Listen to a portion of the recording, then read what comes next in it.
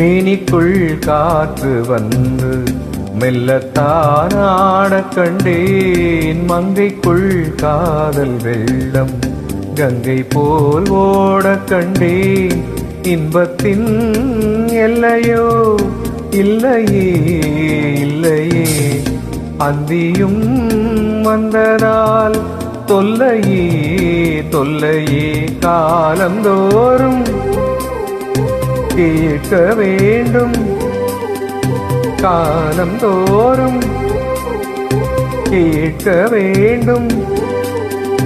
பருவம் என்னும் கீர்த்தனம் பாட பாட பாட பாட சின்ன சின்ன வண்ணக்குயில் கொஞ்சி கொஞ்சி கூவுதம்மா.